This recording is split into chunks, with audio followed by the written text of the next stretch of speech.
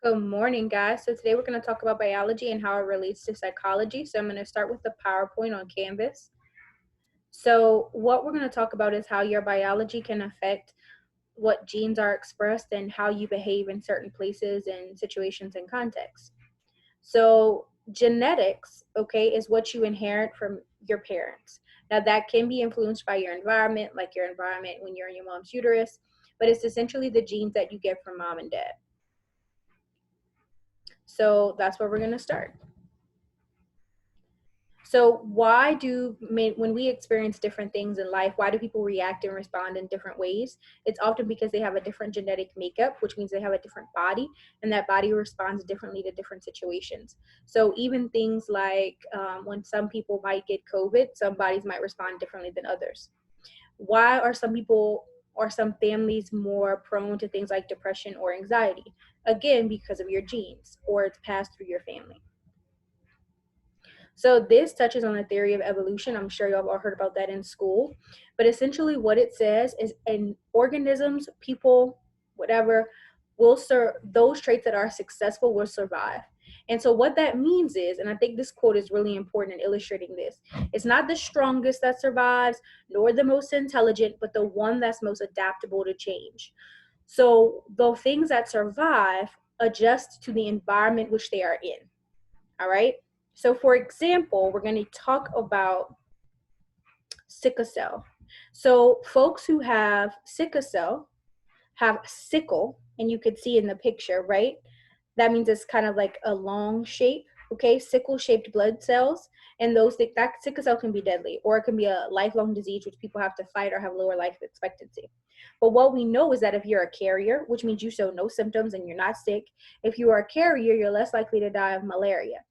And on the African continent, malaria was a more common killer. And so what you see is a lot of folks are carriers. And this has to do with the theory of evolution, because basically what it is saying, and remember, a theory in psychology is not the same as a theory in the way that we normally talk about it. And you could go back to chapter 1 to kind of have a review of that.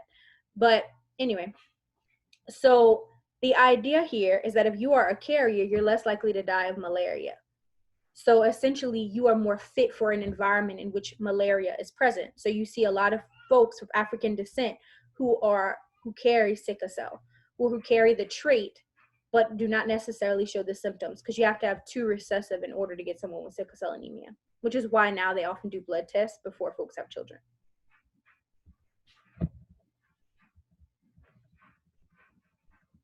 So let's talk about what I mean by genes and kind of break that down into different categories. So we're going to start with a chromosome. So a chromosome, this is like those pictures that you see. It's kind of a twirly little design. So we have 23 chromosomes, okay? And within each chromosome, we have DNA. Genes are on the DNA itself. So those chromosomes, sometimes they're like little lines, they're like little squigglies. And then inside of the chromosome, you have the DNA. And then inside of the DNA, you have the gene. So I often think of it as like a Russian nesting doll. So each inside, as you go deeper and deeper. And genes are responsible for things like your traits, or even things that are more subtle, like your eye color, skin color, blood type. And there are many different possible versions of a specific gene. So how does your environment work, and how does it relate to your genes? So basically, your environment and your genes interact. And in certain environments, some genes are more likely to be seen or displayed compared to others. And this can start in utero, so while you're in your mom's uterus, and even afterward.